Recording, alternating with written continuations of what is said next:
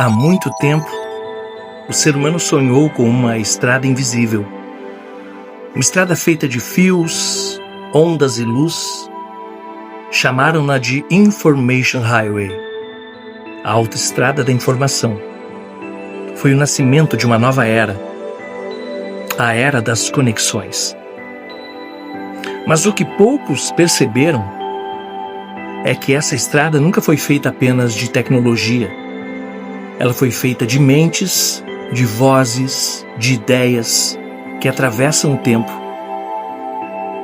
E foi desse pensamento que nasceu este quadro, Infovia 57. Uma via onde não circulam dados, mas pensamentos. Onde cada livro é um veículo e cada leitura uma viagem.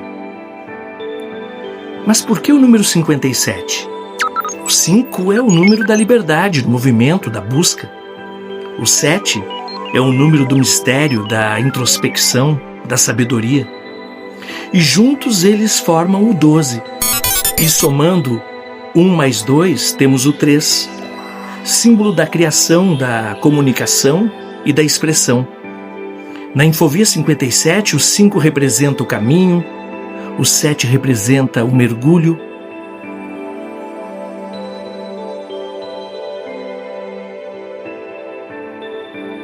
se desejar algo mais sutil, 1957 foi o ano de lançamento do primeiro satélite artificial, Sputnik, marcando o início da era espacial, a fronteira entre o humano e o tecnológico. Alguns dizem que o 57 é um portal entre dimensões, um número de passagem entre o velho e o novo, entre o real e o imaginário.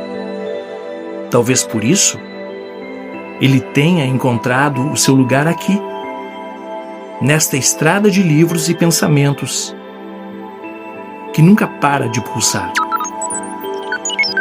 A Infovia 57 é mais do que um quadro sobre literatura.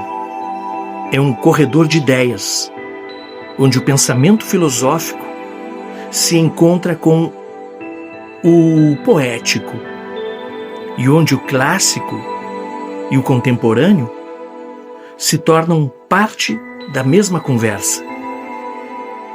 Aqui, cada episódio é uma viagem pela mente humana, pelos seus sonhos, seus medos e suas memórias. E toda viagem começa com uma pergunta: o que esse livro tem a nos dizer sobre o tempo em que vivemos? Porque no fim das contas, cada história fala sobre nós, sobre o que fomos, o que somos e o que talvez ainda possamos ser. Hoje, a Infovia 57 abre caminho para um conto profético, um relato que ecoa o passado e o futuro ao mesmo tempo. Escrito em 1912, A Praga Escarlate, de Jack London, é um retrato sombrio de um mundo devastado por uma pandemia global, mas mais do que uma história sobre o fim, é uma meditação sobre a fragilidade da civilização e a resistência da memória. No conto, um velho professor tenta ensinar às novas gerações o que foi o mundo antes da Grande Peste. Mas como transmitir sabedoria a quem nasceu no esquecimento? Essa é a pergunta que nos traz aqui. Porque a Infovia 57 é também um esforço para manter viva a chama do conhecimento em meio ao ruído do tempo. Então, se você chegou até aqui, prepare-se para viajar. A estrada está aberta. O pensamento está em movimento. E o destino de hoje nos leva às ruínas e esperanças de um futuro que Jack London imaginou há mais de 160 anos. Bem-vindo à Infovia 57, onde o pensamento nunca para de circular.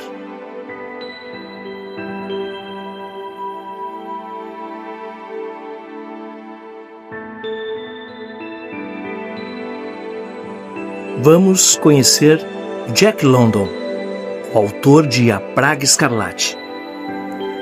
Jack London, cujo nome de batismo é John Griffith Chaney, nasceu em São Francisco, nos Estados Unidos, em 1876. Filho de um astrólogo e uma professora de música.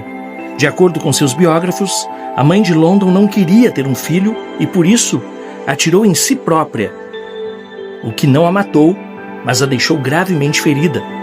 Traumatizada com a gravidez, Jack foi dado aos cuidados de uma babá logo ao nascer e durante a sua infância teve pouco contato com sua mãe. Após alguns anos, a mãe de Jack, que até então se chamava John Griffith Chaney, casou-se com um veterano da Guerra de Secessão chamado John London, o que motivaria a criança a adotar o sobrenome do padrasto anos mais tarde. Em 1885, com apenas 9 anos, London começou a desenvolver o seu gosto pela leitura. Após ler Signa, um romance vitoriano, o garoto passou a frequentar a biblioteca da cidade em que morava. Em uma das suas cartas, ele diz que chegou a cultivar uma grande amizade com a bibliotecária. Pouco tempo depois, por volta dos seus 13 anos, foi trabalhar numa fábrica de enlatados por um salário miserável. Após se aventurar pelo Extremo Oriente como vagabundo e ladrão de galinhas e cumprir pena em uma prisão americana, voltou para sua família em Auckland, concluiu o seu estudo fundamental, ingressou no Partido Social Trabalhista, cursou 6 meses da faculdade e foi premiado por um artigo de jornal. A partir de então, se transformou em um dos autores de maior sucesso na história da literatura norte-americana. Entre suas obras publicadas, em português, estão Caninos Brancos, Lobo do Mar, O Apelo da Selva e Tacão de Ferro, entre outros. Jack London tinha problemas intestinais e urinários, o que fazia com que ele sofresse com dores constantes. Em 22 de novembro de 1916, 4 anos após escrever A Praga Escarlate, Jack London faleceu na varanda do seu chalé, com apenas 40 anos de idade. Alguns acreditam que ele cometeu suicídio, mesmo que o motivo oficial da sua morte seja uremia, causada após uma cólica renal. Suas cinzas foram sepultadas em Glen Ellen, na Califórnia.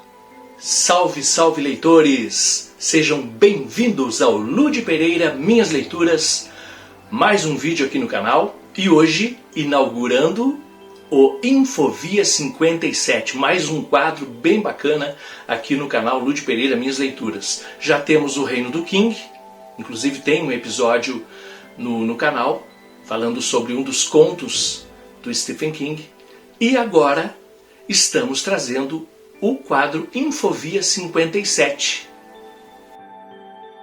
E hoje a Infovia 57 abre caminho com um conto muito bacana. É um conto sobre uma pandemia. Está nesse livro aqui, ó. Jack London, A Praga Escarlate. Esse livrão aqui. Livrão na história, porque o livro fininho, ó. O livro é fininho, mas na história é um livrão. Nós vamos contar a história aqui de um personagem chamado James Howard Smith. Nós vamos seguir esse personagem, ele e seus 3 netos.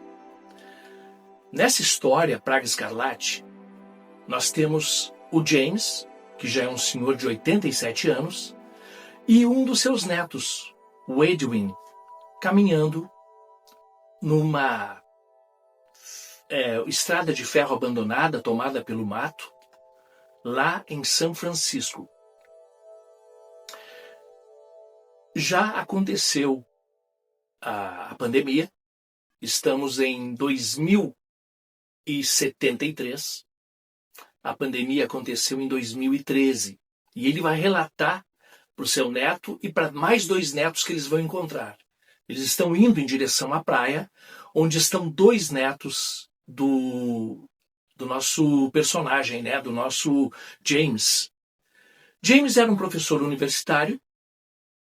Os pais já eram professores, o pai era professor universitário, o avô era professor universitário, então ele vem de uma linhagem de professores universitários. E o mundo foi dizimado.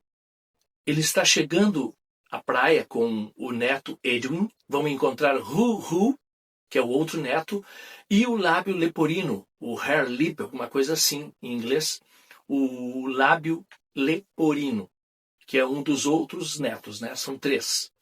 Temos 4 personagens nessa história, para quem ele conta depois como chegaram a esse caos absoluto e o mundo pós-apocalíptico. O James chega com o neto Edwin na praia da Califórnia, onde estão os outros 2 netos, tipo meio que pastoreando as cabras, com seus cães também.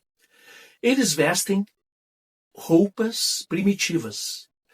O Edwin, que está com ele, veste uma roupa de urso, né? Uma pele de urso. E o próprio professor, o James, ele veste uma roupa de cabra, de pele de cabra. E os outros 2 netos também.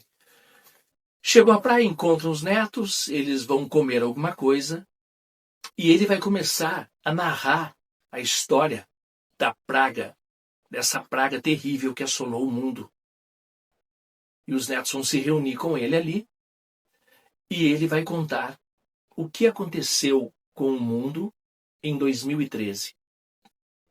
Em 2013, aconteceu a praga escarlate, a peste vermelha. Recebe notícias, ele está em 2013, ele tem 27 anos, ele contando a história.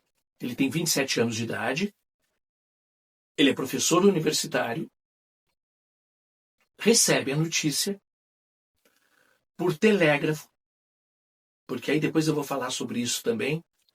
O nosso querido Jack London não conseguiu prever assim com tanta clareza o que aconteceria no futuro, porque essa história foi escrita em 1912 e se passa 161 anos depois, se passa em 2073 e a praga começa em 2013. Só que em 2013 só existia telégrafo e telefone. Ele não previu que existiria internet, que existiria celular. Isso aí, essa previsão ele não conseguiu fazer lá em 1912. Então acontece que eles não têm internet, eles não conhecem o celular, eles não conhecem as tecnologias do século XXI. Ele conhece a tecnologia do século XIX, do comecinho do século XX, lá o telégrafo e outras coisinhas mais só. Então, ele utiliza isso que ele conhece como a alta tecnologia de 2073, de 2013 no caso, né? Porque a história depois vai passar 60 anos. O que acontece então?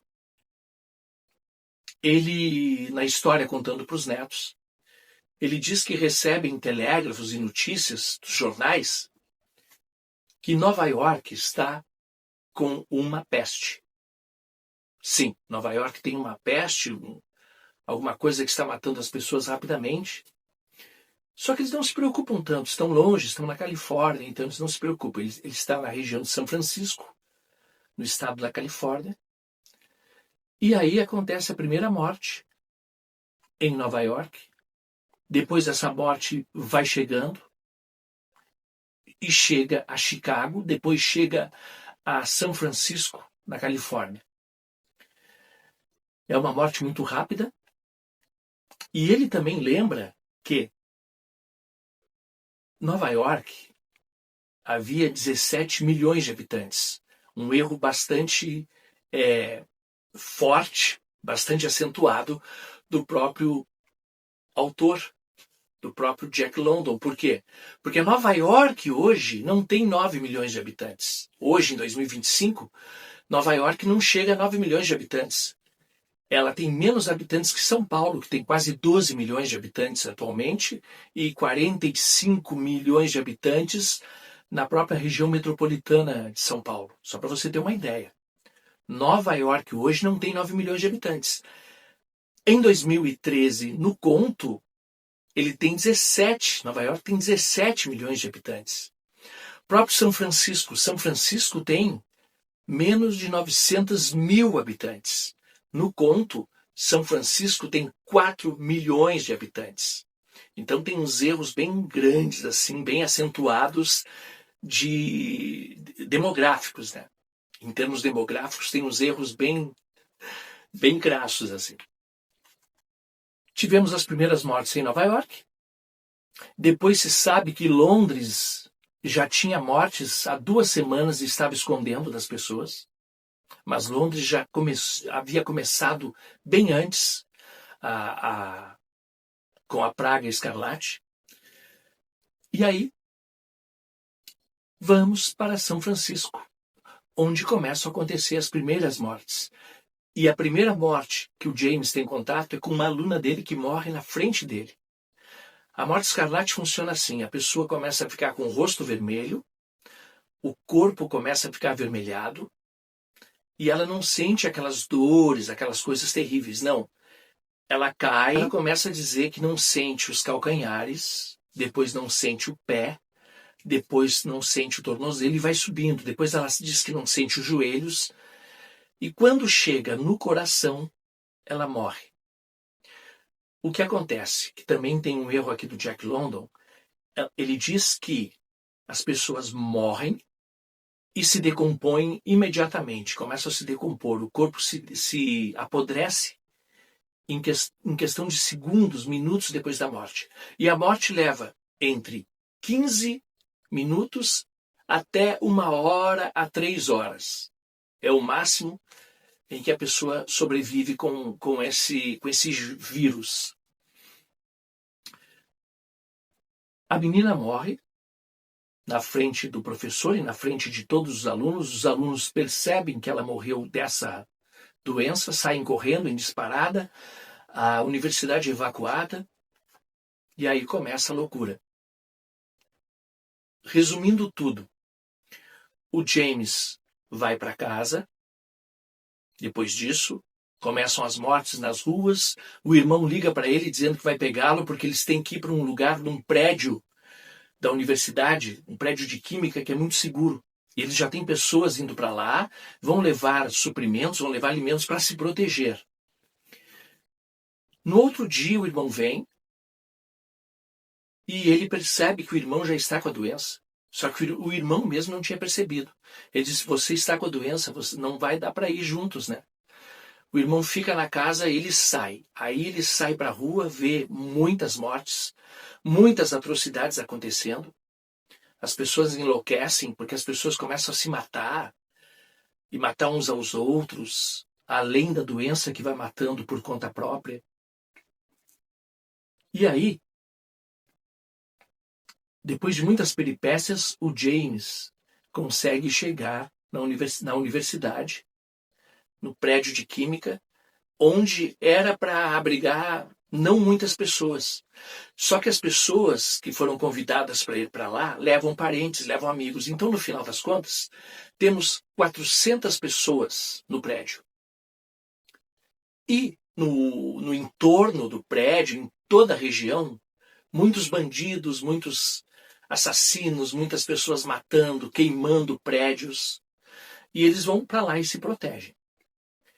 Quando eles conseguem chegar lá, passam-se 3 dias e nada acontece com eles. E eles acham que eles estão imunes. Só que depois de 3 dias, começam a acontecer as mortes. Ou seja, a praga escarlate ela é muito rápido para matar, mas ela leva uns 3 ou 4 dias para incubação no corpo. Depois, sim, aí ela começa a matar em minutos. 15 minutos, a 1 hora, 3 horas e a pessoa morre. O que acontece ali? Praticamente é dizimado, as 400 pessoas são dizimadas, saem 47 vivas dali. E aí, depois dessas 47 vivas, acontece que isso o James está contando para os netos. Dessas 47 pessoas vivas que saem do prédio de química, numa noite já tem 30. Na próxima noite já tem 11. Na outra noite restam 3. O James e outros 2 caras. Quando amanhece, só resta o James. O James é o único que não ficou contaminado. Ele não está, de maneira nenhuma, infectado. E ele começa a caminhar por um mundo já destruído. Para você ter uma ideia, ele leva 3 anos que ele encontra um pônei e 2 cachorros, que são os companheiros dele de viagem, e ele vai passando em cidades e pegando enlatados, se alimentando ainda de comida que não estragou. E aí ele passa esse tempo até encontrar pessoas. Aí ele encontra uma pequena tribo, porque as pessoas já estão vivendo em tribos. Depois desse tempo que ele andou sozinho procurando pessoas, ele encontra uma tribo, pessoas que sobreviveram, pessoas que eram imunes à praga escarlate, e foram se reunindo. E as tribos tinham nomes assim como o nome da profissão do cara que reuniu, que começou. Por exemplo, ele encontra essa tribo chofer. Por quê? Porque o Bill Chofer era o motorista de uma família rica da cidade. Existiam os hiper mega ricos na época, em 2013. O próprio Bill Chofer era empregado de uma família. E ele foge da mansão da família quando todos começam a morrer. E depois de 2 meses ele retorna. E a única pessoa que sobrou na mansão foi a Vesta von Werther. Vesta von Werther, que era a mulher, esposa de um grande magnata, ricaço lá, grande rico mesmo, bilionário. E ele tinha um ódio dessa família porque tratavam ele com desdém por ele ser empregado, o Bill. E o Bill era um cara ruim, né? E ele encontra a mulher do cara viva, a única viva. E ele transforma ela numa escrava. Tanto sexual quanto escrava de fazer tudo para ele. Ela se torna escrava dele. Ele maltrata ela, bate nela e tudo, né? E ele fica o dono dessa tribo, porque ele começa a fazer filhos nessa mulher. Começa a fazer filhos nela e eles vão procriando e vai aumentando a tribo, que ele chama de tribo. Então ele tem vários filhos com a Vesta von Werther.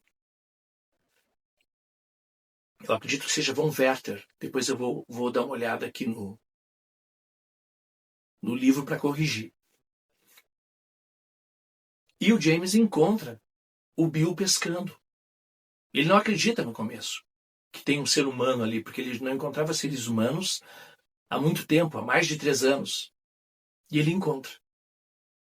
E ele chega no acampamento do cara, do Bill, do chofer, que é a tribo chofer, encontra a mulher dele também. Ela pede que ele o mate. Ela pede para ele, só que ele não tem coragem, porque o cara é forte, é um cara mau. E ele não tem coragem. E o cara diz para ele ir embora dali, porque ele não quer o James olhando para a mulher dele. O James vai embora e vai encontrar outras pessoas em uma outra região. Eu estou resumindo muito o livro, porque senão vai um tempo muito longo na descrição do livro, né, do conto. Ele vai embora, encontra outra tribo, as mulheres todas já têm os seus maridos, os seus homens, né? E ele não tem alguém. ele vai ter que esperar vários anos para casar com uma menina que ainda é criança.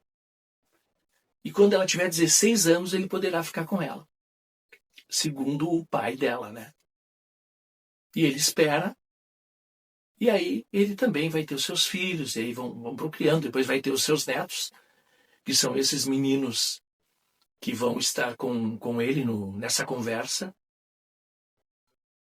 E resumindo, basicamente é isso. A comunidade mundial é dizimada por essa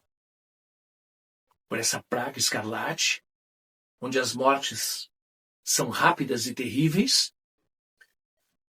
O mundo é destruído em poucas décadas, em 60 anos, né? Ele tinha 27 quando ele começou o périplo dele para sair de São Francisco. De São Francisco não, para sair da região que ele estava, para ir para outra parte de São Francisco, porque ele ficou sempre lá na região de São Francisco.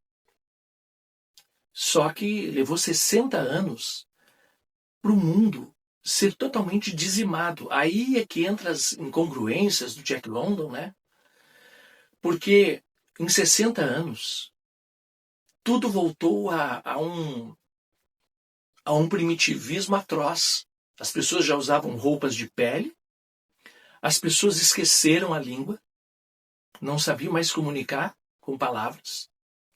Então é uma coisa muito esquisita, assim, né? São coisas que eu achei incongruentes, assim, no livro, foi isso.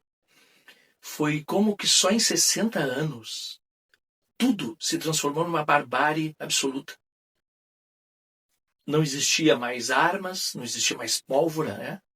Ele fala num determinado ponto que seria preciso descobrir a pólvora novamente. Enfim, ele fala muitas coisas que eu vou relatar aqui também nesse vídeo.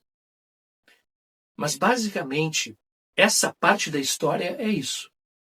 É o James contando a história de como se deu a praga escarlate e também como aconteceu toda esse retorno ao primitivismo. Como aconteceu isso? Ele fala muito sobre isso. Porque o que acontece aqui, e eu acho que essa é a minha crítica ao livro do Jack London, é que tudo é dizimado.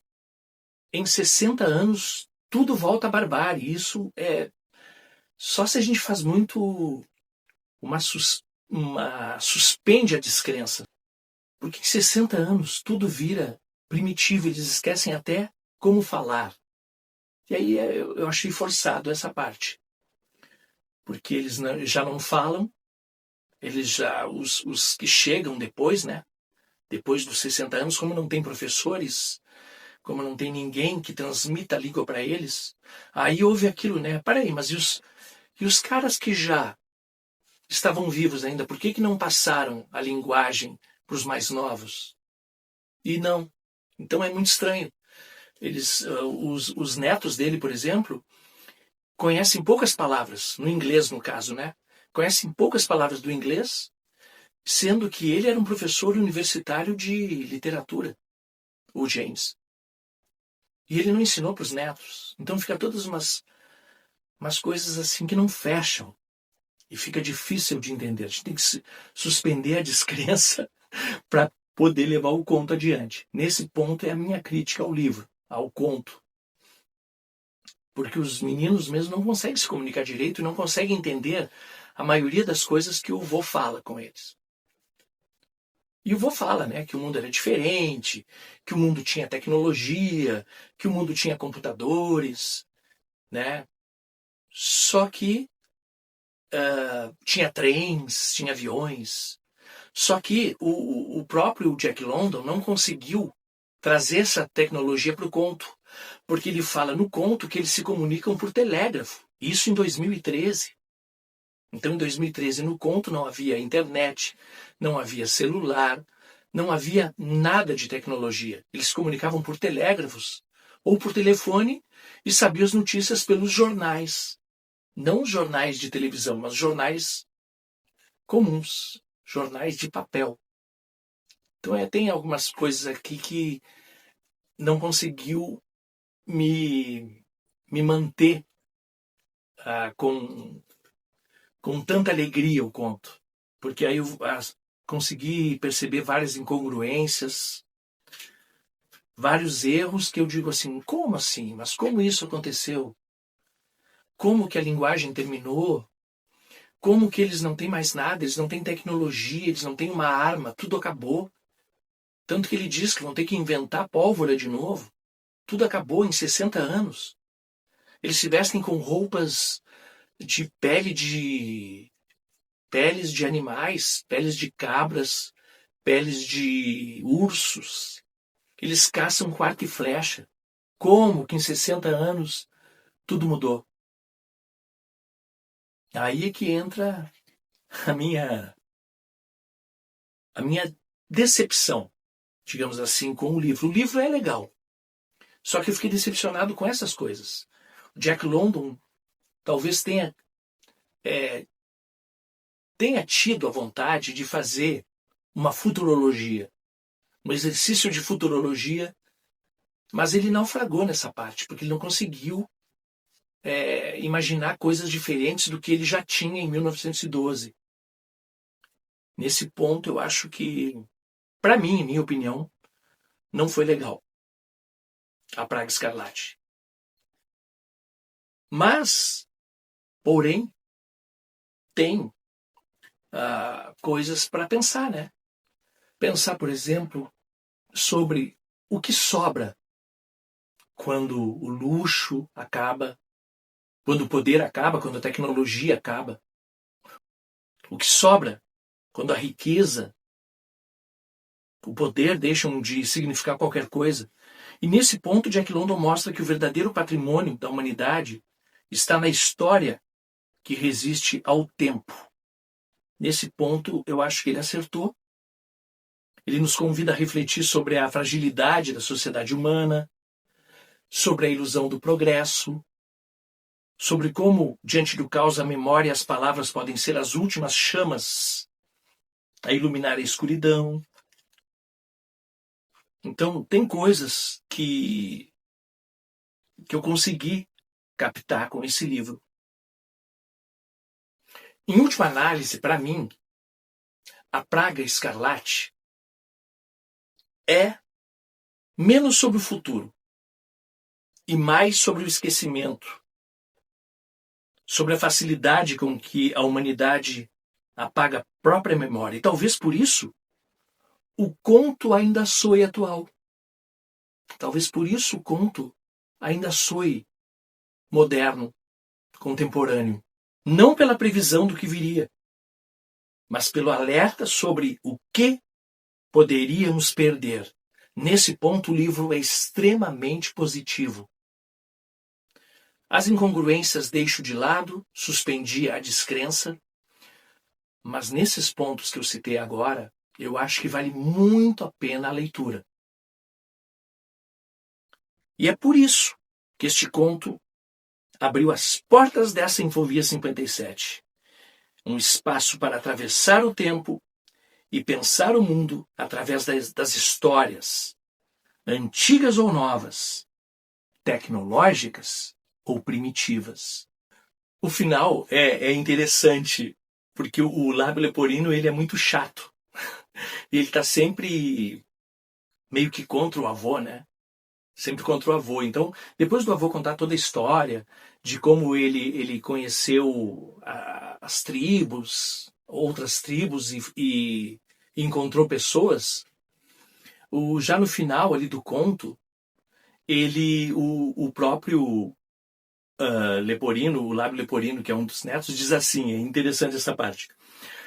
Lábio Leporino se levantou, dando uma olhada rápida nas cabras e no sol vespertino. Nossa, sussurrou para Edwin. Cada dia que passa o velhote fica mais chato. Vamos pro acampamento. Porque como ele não entendia o que o avô falava, muitas coisas que o avô falava, ele ficava irritado. Enquanto Os outros dois, auxiliados pelos cachorros, juntavam as cabras e conduziam toda a trilha da floresta. Edwin guiava o avô na mesma direção. Quando chegou à antiga estrada, o menino se deteve de súbito e olhou para trás. Lábio leporino, Ru-Ru e os cachorros e as cabras passaram. Edwin fitava a pequena manada de cavalos selvagens que tinha descido até a areia dura. Havia pelo menos 20 deles, cavalos, potros e éguas.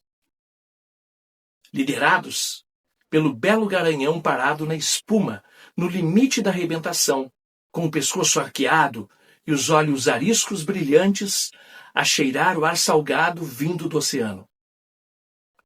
"O que é?" perguntou o velho. "Cavalos", foi a resposta. "Primeira vez que vejo aqui na praia. São os pumas que estão se multiplicando e obrigando os animais a descerem." O sol baixo, em forma de leque, lançava raios vermelhos do horizonte, sem nuvens. E mais perto, na vastidão branca das águas revoltas, os leões marinhos, bramindo seu antigo canto primordial, saíam do mar para as pedras negras, a fim de brigar e amar. "Vamos, vô", chamou Edwin.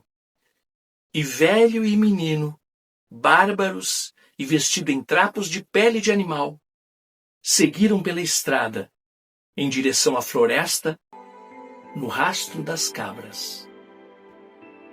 E assim termina A Praga Escarlate de Jack London. Eu não sei se eu contei da forma correta. Acho que eu misturei muita coisa e se eu fosse contar detalhes ia ficar muito longo o vídeo. Mas algumas coisas eu consegui passar para vocês, né? É isso.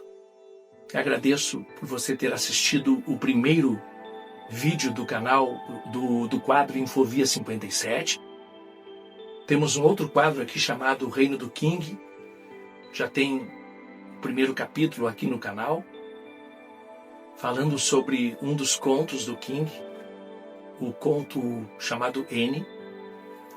E agora tivemos o primeiro vídeo do quadro Infovia 57 com A Praga Escarlate de Jack London. Agradeço por você ter assistido até aqui esse vídeo. Se você gostou, deixe o seu like, bata o sino pequenino, sino de Belém, e inscreva-se no canal. Até o próximo vídeo. O futuro que Jack London não viu. Jack London escreveu A Praga Escarlate em 1912, tentando imaginar o ano de 2013. Mas o futuro que criou foi apenas um espelho rachado do seu próprio tempo. Ele acreditava no progresso, mas temia o homem. E por isso mesmo, errando nas máquinas e nas cidades, acertou na alma. A praga escarlate dorme leve, e basta um sopro para que o verniz da humanidade se quebre. No fim, o que Jack London não previu foi exatamente o que mais precisava ser lembrado. Talvez o que ele realmente queria prever não fosse o mundo de amanhã, e sim o abismo que se abre dentro de nós quando a razão desaba. Em A Praga Escarlate, o futuro realmente é um espelho rachado. O reflexo é torto, mas o medo é verdadeiro. O verdadeiro apocalipse não começa nas ruas. Começa dentro do homem.